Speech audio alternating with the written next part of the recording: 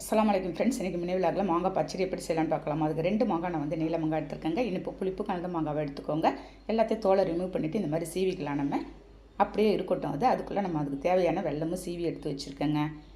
இதுவும் அப்படியே இருக்கட்டும். அதுக்குள்ளே நான்ஸ்டிக் பேன் வந்து ஸ்டவ்வில் வச்சு ஒரு 3 ஸ்பூன் இருக்கும் நெய் சேர்த்துருக்கேன். ஒரு பட்டை 3 ஏலக்காய் 2 கிராம்பு போட்டு முந்திரி பயிறு ஒரு 15 இருக்குங்க. நல்லா பொரிஞ்சதும் நம்ம சீவி வச்சுருந்த மாங்காவை போட்டு எல்லாம் கழுவிட்டால் நம்மளாம் மிக்ஸ் பண்ணிகிட்டு இருக்கலாம். ஒரு 2 நிமிஷம் நல்லா மிக்ஸ் பண்ணிவிட்டு மூடி வச்சிடலாங்க. நெய்யிலே கொஞ்சம் நேரம் அந்த மாங்காய் வெந்து வரட்டும். பாருங்கள், நல்லா வெந்ததும் கொஞ்சம் இன்னும் டைம் மிக்ஸ் பண்ணிவிட்டு ஒரு 2 ஸ்பூன் இருக்கும் நான் வந்து தண்ணி ஊற்றி திரும்ப வேக வச்சிட போகிறேன். ஃபுட் கலர் கொஞ்சமாக சேர்த்துருக்கேங்க. ஒரு பிஞ்ச் ஆப்ஷனல் தான், உங்களுக்கு தேவைன்னா சேர்த்துக்கலாம், நீங்கள் இல்லாட்டி ஸ்கிப் பண்ணிடலாம். பாருங்கள், மூடி வச்சுட்டு திறந்து பார்த்தா நல்ல குழைய வந்து உங்களுக்கு வந்து வெந்திருக்கும். இந்த சமயத்தில் 1 கப்பு நான் வந்து துருவிய வெள்ளத்தை சேர்த்து திரும்ப மிக்ஸ் பண்ணிகிட்ருக்கேங்க.